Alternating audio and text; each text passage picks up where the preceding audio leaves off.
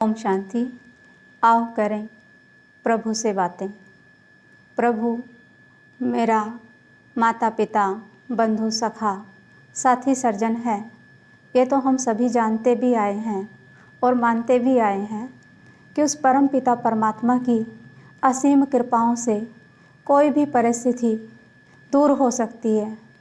लेकिन कभी कभी क्या होता है, जब जीवन में कई परिस्थितियां आ जाती हैं, कई बातें आ जाती हैं, तो मनुष्य का मन डगमगाने लगता है और घबराने लगता है।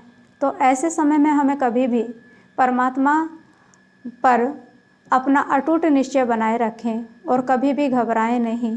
जैसे कि हम देखते हैं कि एक छोटा बच्चा होता है और उसका माता पिता उसको गोद में खिलाता है और वो उसको प्यार से ऊपर ऊपर की ओर उछालता है। लेकिन उस बच्चे को अपने माता पिता के ऊपर इतना विश्वास होता है कि माँ बाप उसको जितना ऊंचा उछालता है वो उतना ही और ही खुश होता है और ही ज़्यादा हंसता है। तो ऐसे ही अगर हमारे जीवन में भी कोई कठिन परिस्थितियाँ आ रही हैं, कोई भी बातें आ रही हैं, तो हमें कभी भी घबराना नहीं चाहिए, बल्कि ऐसे समय पर हमें उस परमात्मा से और ही जुड़ना चाहिए और अपने मन की बातें उस प्रभु से करनी चाहिए।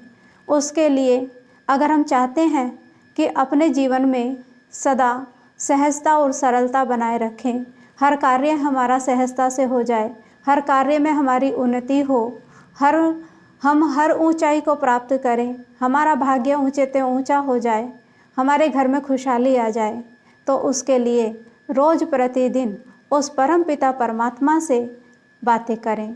कितना सहज और सरल है उससे बातें करना। जैसे हम अपने माता पिता से सहज और सरल रूप से बातें करते हैं, ऐसे ही उस परम पिता परमात्मा से भी हम बातें करें, क्योंकि हम जानते हैं वो ऑल माइटी अथॉरिटी है, वो सुप्रीम पावर है, वो सुप्रीम सोल है और वो उसके पास बहुत खजाने हैं। ज्ञान के भी खजाने हैं तो गुणों के भी खजाने हैं। वो विश्व का रचयिता, वो सर्व का पालनहार, वो सब की बिगड़ी बनाने वाला, वो एक परम पिता परमात्मा है। अगर हम अपना दिन की दिनचर्या सवेरे सवेरे से उस ईश्वर के साथ करते हैं, परम पिता परमात्मा के साथ करते हैं, तो हमारा जीवन सहज, सरल और सुखद हो जाता है। हमारा मन खुशियों से भर जाता है। जैसे कि हम देखते हैं कि अगर हम कोई फूलों का बगीचा है और सवेरे सवेरे हम उसको निहारने लगें, वहाँ की हरी भरी प्राकृतिक को देखें और फूलों की खुशबुओं को हम महसूस करें, तो हमारा मन आनंद से भर जाता है। तो वो जो परमपिता परमात्मा है, जो ईश्वर है, जो मेरा माता पिता है, तो उससे मेरे को अपना कनेक्शन जोड़ना है। उसके लिए सवेरे उठते ही उससे रोज़ अपने दिल की बातें करें। तो पहले नंबर पर तो उस परमात्मा से उठते ही गुड मॉर्निंग करें। उससे कोई ना कोई रिश्ता हमें ज़रूर बना के रखना है, क्योंकि हम उसको माता पिता, बंधु, सखा, साथी, सर्जन कहते हैं। वो क्यों कहते हैं? क्योंकि वो निराकार ज्योतिर्बिंदु है और उससे ही हमारे सारे संबंध हैं। तो हम उसे पिता रूप में याद करें। वो मेरा सच्चा सच्चा पिता है। ये लौकिक जगत के पिता इस जन्म मिले। हम देखते हैं कि लौकिक पिता चाहे किसी का पास बैठा हो और बच्चा अगर बीमार है, तो लौकिक पिता उस बच्चे के दुख दर्द को दूर नहीं कर पाते हैं। वो धन तो उस पर खर्च कर सकते हैं, वो डॉक्टर को तो दिखा सकते हैं, लेकिन उसके दुख को दूर नहीं कर सकते हैं। लेकिन अगर उस परम पिता परमात्मा को बच्चा भी याद करता है और पिता भी याद करता है, तो डॉक्टर भी कह देते हैं कि भगवान से दुआ करो तो इसकी दुख दर्द ठीक हो जाती है। और ऐसा हमने कई बार देखा भी है कि जो कार्य दवा से नहीं होता वो दुआ से हो जाता है, परमात्मा की याद से हो जाता है। तो अगर हम चाहते हैं कि ऐसे ही हमारे कार्य बनते रहें, हमारे कार्य ऐसे ही सुधरते रहें, तो उस परम पिता परमात्मा का शुक्रिया ज़रूर करें।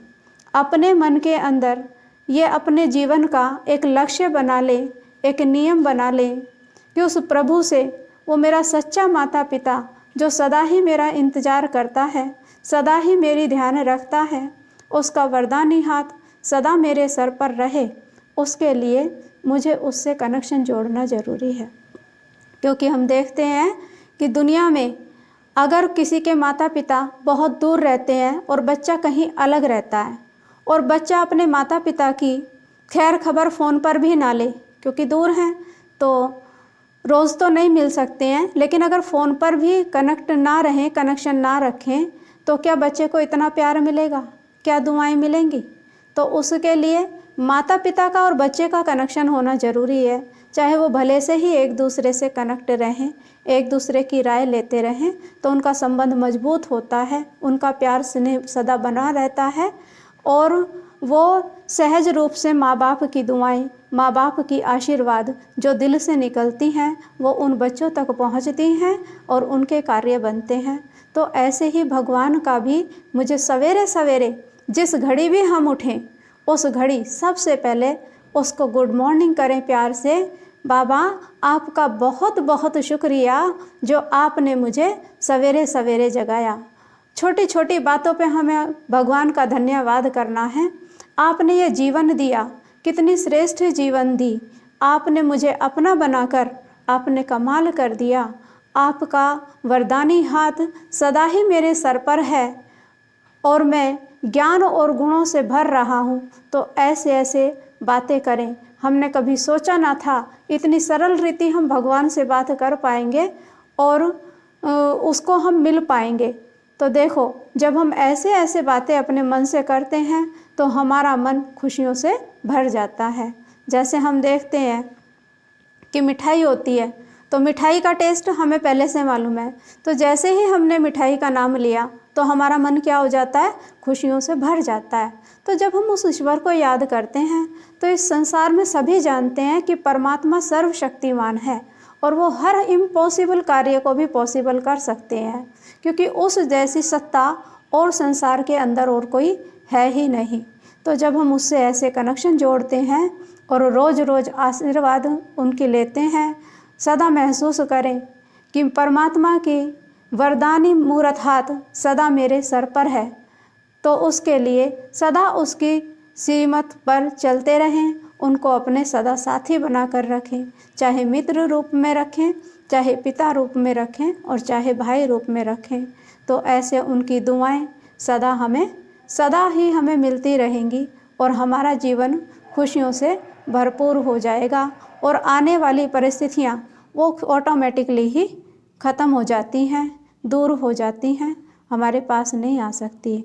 तो ऐसे सवेरे से शाम तक भगवान ने हमें अच्छा घर दिया, अच्छा परिवार दिया, अच्छा तन दिया, खाने के लिए जो भोजन दिया, इन छोटी छोटी बातों का हमें उसे शुक्रिया करना है।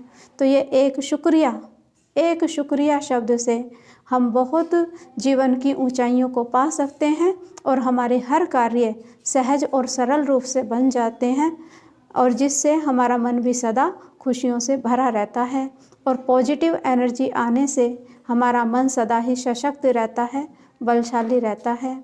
हम अपना भी सहारा बनते हैं और अनेकों का भी सहारा बनते हैं।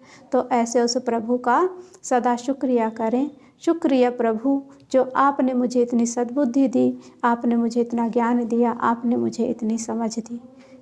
तो ऐसे ही अपने जीवन को सदा श्रेष्ठ बनाएं, ऊंचा बनाएं और आपका जीवन सदा खुशियों से भरा रहेगा, ऐसी हमारी शुभ भावना और शुभ कामना है। ओम शांति।